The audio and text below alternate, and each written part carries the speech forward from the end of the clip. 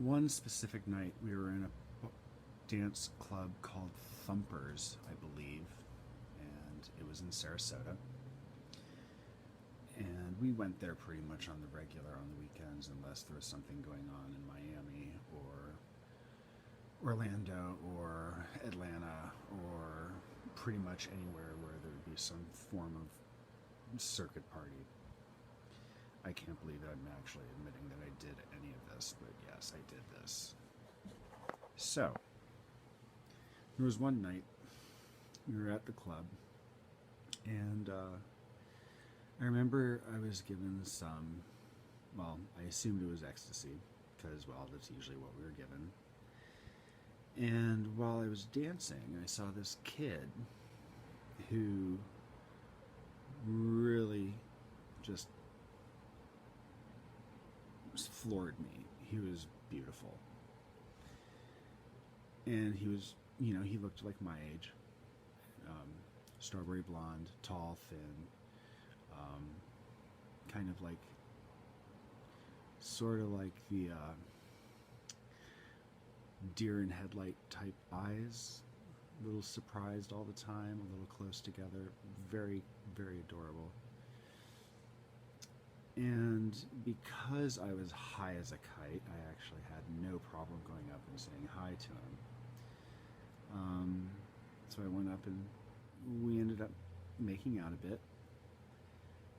And then we ended up back at my place where he ended up staying for about 3 months because our physical relationship was amazing. It was amazing. Perfect give and take.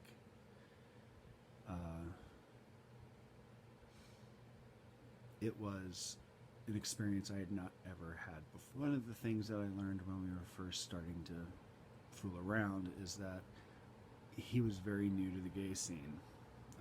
Matter of fact, I think I was his first, maybe his second guy that he had had sex with. And he and I also decided that we were going to just keep it friendly and casual. We didn't want to make any kind of commitment out of this. We just wanted to have fun because we both enjoyed each other's company, and I was pretending that I didn't need a relationship at all because I was, being an idiot.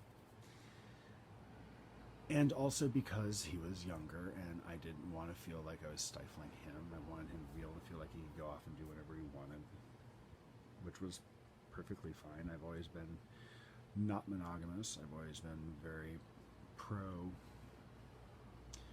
sex, just pro sex, sex positive. That's the word I'm trying to think of. So we spent a lot of time together, and most of the time we spent together was either going out to the clubs dancing, or grabbing food to eat, or fucking. That's pretty much all we did. And it was great. And for me, I started getting those feelings for him. But I never talked about it because I assumed he understood and knew what was going on in my head, because surely you know what's going on inside my head without me having to tell you, because you are a mind reader after all. Yeah, that just obviously doesn't work anymore, and I make sure I make myself pretty clear when I need to talk about something.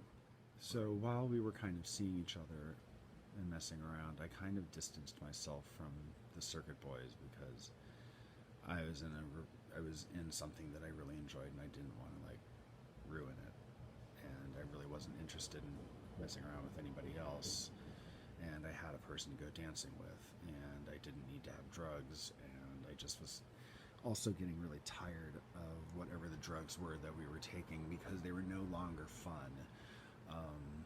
I could tell that the ecstasy I was being given was slowly turning into more like meth.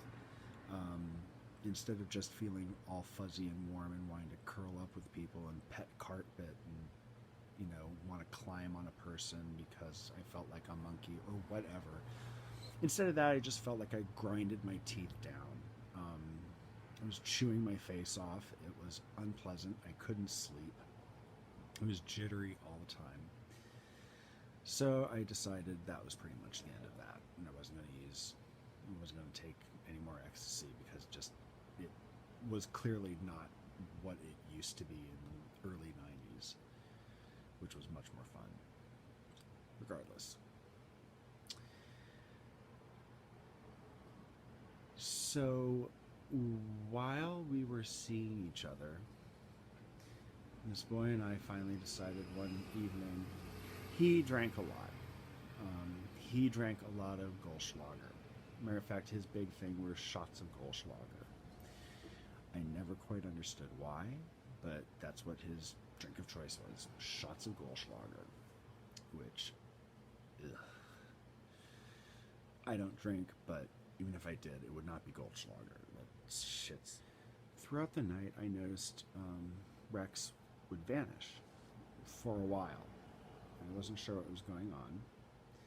I would get concerned, so I'd go wandering around the club. It was 2 floors, so I'd wander upstairs, wander downstairs, just try to find him, and I couldn't find him. David and Brian couldn't find him either, so eventually I thought he must be in the bathroom. Now, the bathroom downstairs was also where you bought Coke. So there was always a line of people wanting to go inside the bathroom because that's where they were going to score their drugs, which was whatever. It's pretty typical for most gay bars. And, if that's the best place to sell it, then I guess sell it there. And I found him in the bathroom. And I was kind of surprised. I was like, is everything okay? He goes, yeah, I was chatting with a friend, and, we just kind of got lost in conversation. I'm like, okay, sure. So he came back over to the group, and he had a couple more shots, and we were dancing, and he's like, I'll be right back. And he wanders off, and he's gone again. Around this time, the friends we're with, David and Brian, are tired, so they're going to go home because they've just had a long day or whatever. And I was like, okay, well, since I came with Rex, I'm going to wait for him wherever, we're going to go home together because he's got the car and I've got his keys, so, No, let me rephrase that. I did not have his keys. I thought I had his keys, but I didn't. So they left, and I was at the bar. And he never showed up. I went to the bathroom to look for him. I couldn't find him there. The bar was closing, and all the ugly lights came on, and so I was scouring the bar looking for him, and I couldn't find him. His car was still in the parking lot, but I couldn't find him, so I had no idea where he was, and I started getting really concerned and upset because I had no way to get home, and Sarasota, where the club was, is about 15 miles away from Bradenton. It's a straight line, but it's still 15 miles away, and that meant I would have to get a taxi. Now, this is 1996, 97. I didn't have a cell phone. There was no such thing as like an iPhone or, a flip phone or whatever. So I had no way to contact anybody while I was at the bar. So I took a taxi home, and I was really upset and kind of pissed off that I had to take a taxi because it was expensive. And I was like, well, when Rex comes by, we'll have a conversation about it. 2 days go by. I don't hear from him. I don't see him. And my concern starts turning to anger. I have no idea what has happened. He won't return my phone calls. And I'm freaking out because honestly, I have, last thing that happened was him having a shot and us dancing and then him vanishing. And so I grabbed all of the stuff that was his and put in a box because I was becoming super overdramatic about everything and just becoming a drama queen, and was like, I'm going to make a big deal about this. I'm going to throw all this stuff out into out the front door and just let him go pick it up or whatever. I was just being stupid. I didn't know what I was doing. So 3 days later, he shows up. And one of the things that would happen if we ever had any kind of disagreement was Rex would start getting teary-eyed, which would keep me from continuing the fight because I didn't want to make him cry, because I'm a sucker. Well, he came over and looked really sheepish, and I was pissed. And I'm like, what the fuck? You left me in a club. I had to fucking take a taxi home. You haven't responded to my phone calls. I have no idea what's been going on. What the fuck?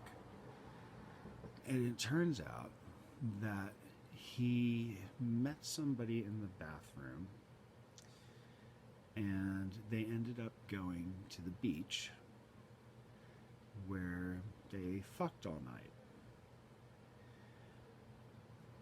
And I suddenly got very angry, even more so than I was. In hindsight, I'm looking at it going, you changed the relationship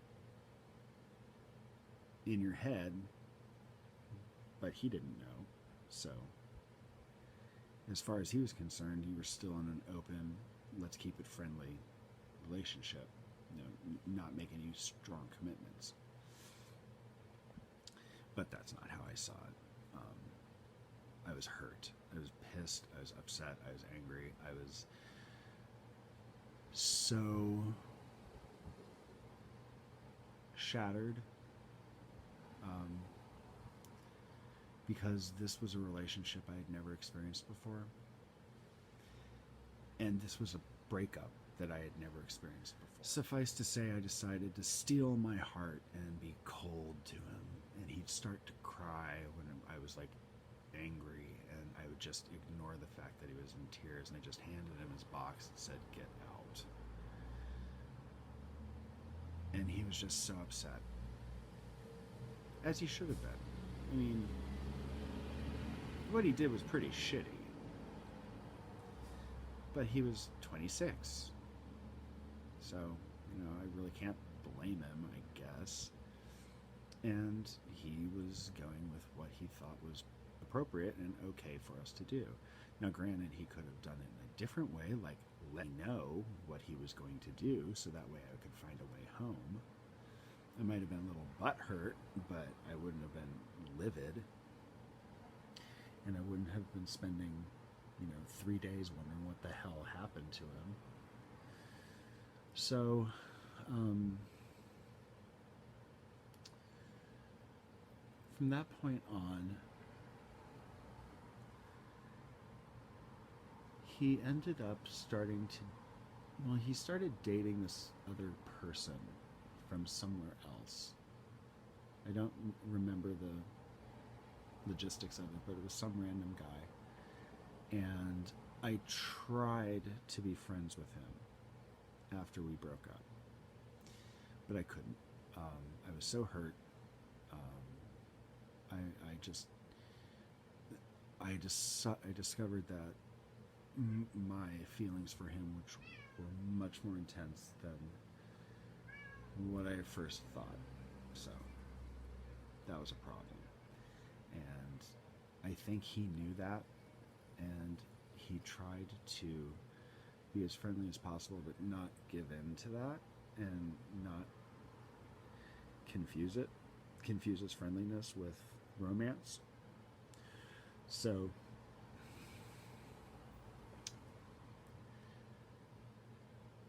we would talk occasionally, and he'd be having issues with this guy because this guy would do something mean or awful to him, and he'd want my like comfort, and I'd be like, well, you're getting exactly what you gave me. So, which in hindsight was also a pretty shitty thing to do, but whatever.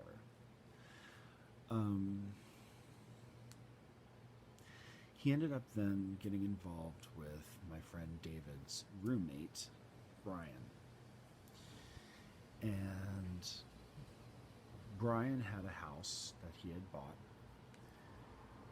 and was renovating. And Brian and I had tried to fool around a little bit. I was interested in Brian, but David was always around, and David was a very jealous person. No, he was jealous, and if he couldn't get it, no one was going to get it. At least that's the way it always seemed to be to me. He might have a different opinion about it today. I don't know. So we ended up. Rex ended up moving in to the house and was helping doing the remodeling and all that. I would go to the house to see David because David was a friend of mine, and I would be constantly confronted with Rex and Brian, which just ate at my heart. It was painful. Like, seeing him was physically painful. It did not help that David was constantly whispering in my ear all sorts of information that he was, whether or not it was on truth or not, doesn't matter. The fact is, he was constantly whispering in my ear all sorts of shit, and I was believing it. And basically, he was telling me, Rex doesn't like you anymore. He doesn't want you to hang out here anymore. It's better if just don't talk to him anymore. Him and Brian are talking about like moving somewhere else, just all sorts of bullshit. But it worked. The one thing I regret is I took all the photos I had of Rex and I burned them. So I actually don't have a photo of Rex and me, which is sad because he was so beautiful. Ugh. Anyway, so back to the story. Eventually, I moved away from Florida and ended up moving to New Orleans. And I lived in the French Quarter for a couple years because of a whole different story. I had money all of a sudden and decided I was going to go spend it. Unfortunately, I ended up spending probably half of it on a guy I was seeing in New Orleans, who I continuously told him he was going to leave me as soon as the money ran out. And sure enough, when the money ran out, he left me, and I don't blame him because I was a total dick. I was in a really bad headspace. Anyway, New Orleans. I'm there, and I'm still chewing over what happened with Rex.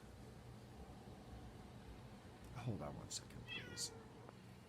Sorry, I have a kitten in my room right now. He's being very demanding, so yeah, if the screen bounces around, it's because it's him. Yeah, just like that. Yeah, you keep on meowing. I don't know what he wants. He won't tell me. He needs to learn people language because I don't understand cat. Ugh. You need a bath. You're smelly.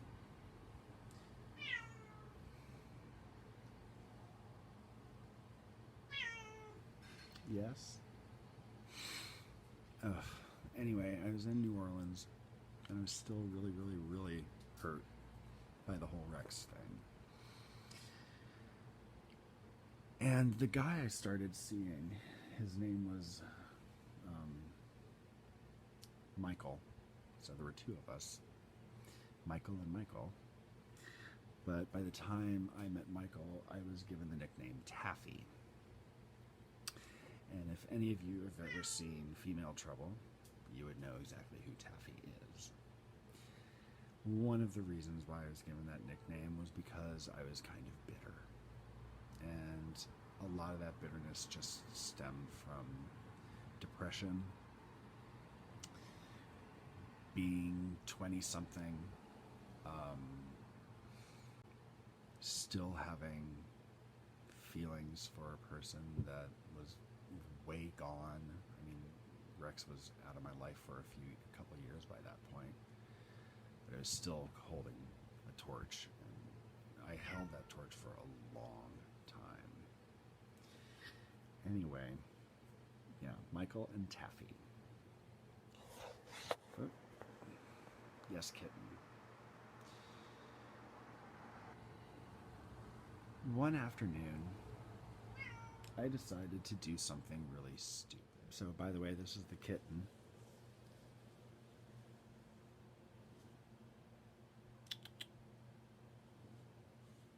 Yep. Yeah, he's special. Anyway, back to the story. I decided to do something very stupid because I was still really hurt. I knew things about Rex, one of which was that he really disliked fish, to the point where it usually made him puke if he could smell it. So, which was weird because he lived in Florida and you can smell fish all the time. Decided one afternoon this great idea that I was going to buy. Thank you, Cat. I was going to buy a bass, and I was going to mail it to him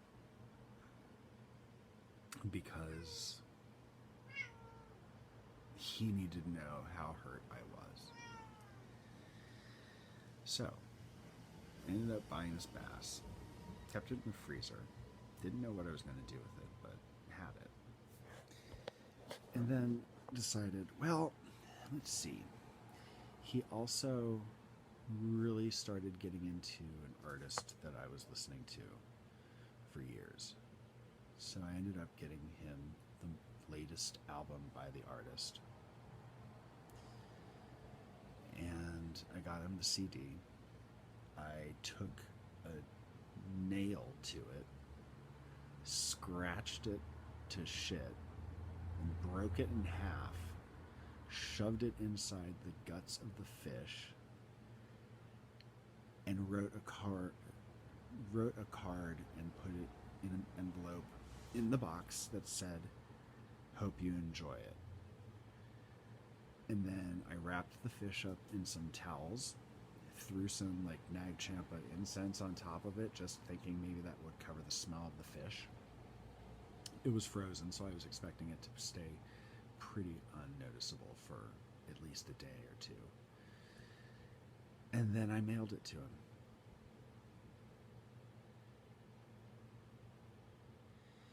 Yeah, I mailed it to him. Awesome. Such a smart idea. Like I said, I was bitter and angry. I don't know if he ever received it.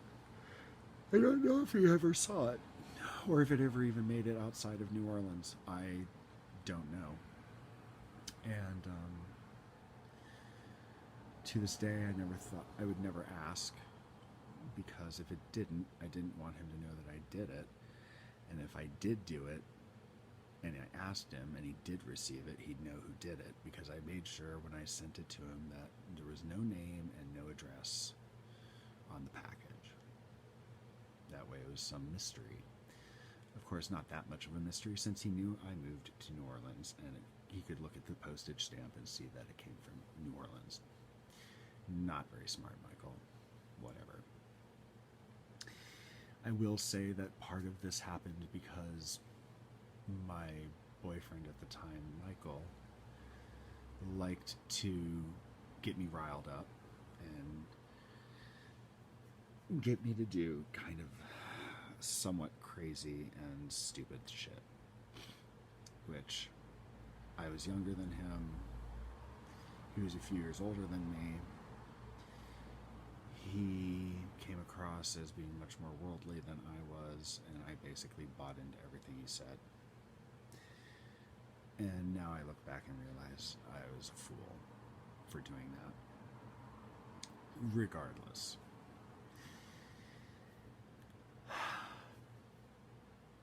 I continued to carry a torch for Rex until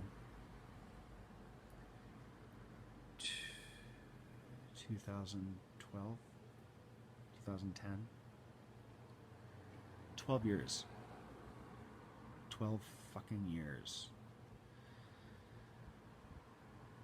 And it was ridiculous. I honestly, it just really fucked with me. I would have dreams about him. You know? It really fucked with me. That whole thing was just awful.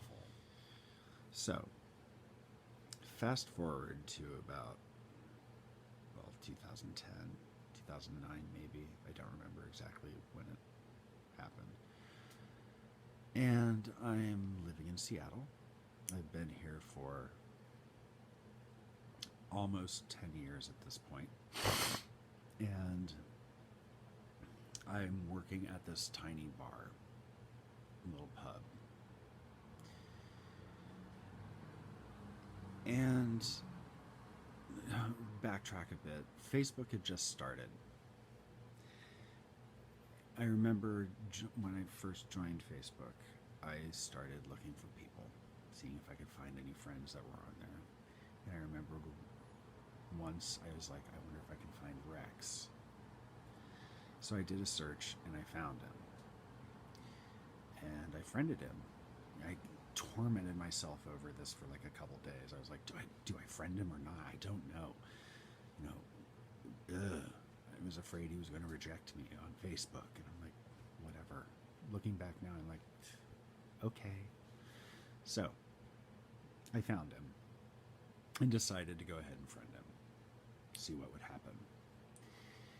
He accepted my friend request and contacts me. And he says hi. And I'm startled because I wasn't expecting this to happen at all.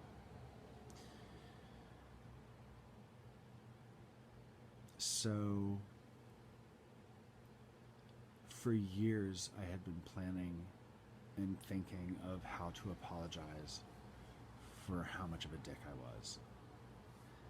For years I'd been chewing over what would I say if I had the opportunity to say it. And now finally I did.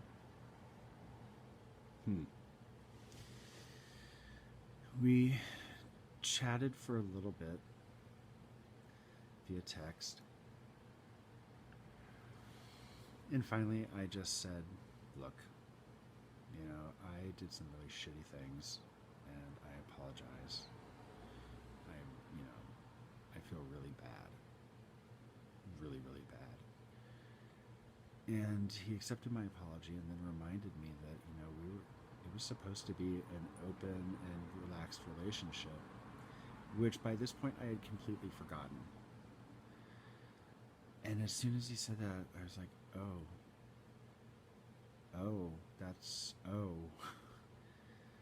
I changed the boundaries of our relationship and never told you.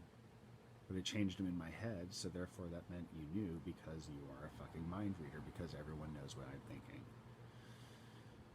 No, clearly not. So, there was some confirmation and some resolution, and it was good. It needed to happen, and it happened. And that was amazing. And, you know, as far as I was concerned, that's all that needed to happen. So, I'm at work, and I work at this tiny little pub called the. I am the kitchen manager slash chef. I do all the specials and make all the menu items and created all the soups and everything. I just made everything because I didn't want anybody else to do it. And one afternoon, around 3 o'clock, this group of guys come in, and they sit down at one of the tables.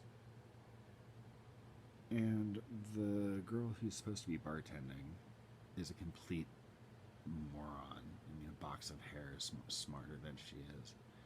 And she's off doing something. I don't know where she is. I can't find her. So that means I'm stuck having to come out from the kitchen, grab some menus and drop them off and get them some water and just kind of card them to make sure that they have their IDs and blah, blah, blah. So I go over, I say hi, and ask for their IDs. And two of them, I see their IDs and they're from Bradenton. And I'm like, okay, that's odd, because I lived in Bradenton, but you know, it's been so many years, it's not like I'm going to sit there and tell a person, oh, I lived in Bradenton, blah, you know, whatever. It's just another place that someone has lived. Then the third person hands me his card, and it's Rex.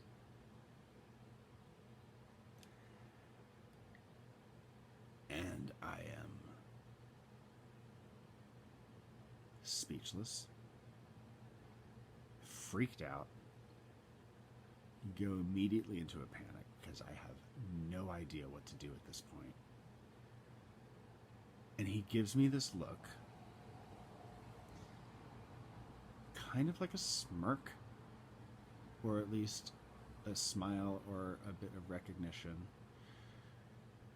And I just kind of put this glazed over expression on my face, like, oh, okay, here's your card back. And I just turn around and walk back to the kitchen. And then I walk into the walk-in and like lose my shit because I don't know what I'm supposed to do at this point. Luckily, the bartender finally shows up from whatever she was doing, and I'm like, you need to take care of these people because, well, they're a table. And I'm thinking to myself, out of all of the cities in the world and all of the restaurants in this city, how did Rex find me? And it was just confusing. I mean, they mentioned they had just arrived from the airport, which means they came straight to the Hopvine from the airport. Okay. I still never figured out why. I keep on wanting to go over and say hi. I keep on wanting to go over and just be like, acknowledge him, say yes. Hi, I see you. But I'm frozen. I don't know what to do, and I'm panicking because this is my opportunity to finally do something. I even text my partner Brian. I'm like, I don't know what to do. This is freaking me out. I mean, how on earth does he know I work here, and how is it that he's in the one place to find me? I mean, what the hell? Then I remember months later that I was chatting with him on Facebook, and he could probably read my Facebook profile and see I worked at a bar called Seattle. It was strange. We chatted briefly, and he said, text me or give me a call later. I'm going to be in town for a few days. I'm like, okay. So I call him, and we chat for a bit later on that night. And he wants to go out to a club, but I have to work in the morning, so I can't.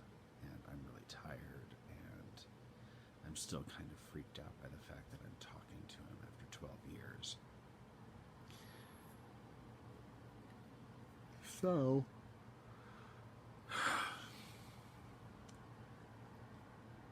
I once again apologize profusely. I don't think I don't think I could apologize enough for all the things that went through my head for so many years. Eventually, they're getting ready to leave. I still haven't said anything. I'm still freaking out. And then Rex comes over, pokes his head in the kitchen. He's like, Michael. And I'm like, hi, Rex. Hi. And it was like something that I had been carrying suddenly felt lighter. And I think Rex was also startled at exactly how long I'd been carrying this. And he didn't so much as forgive me, but just acknowledge that he heard me. And he forgave me a little bit. And it was at that moment that everything that I've been carrying went away. It's gone. It was like a crazy ass weight.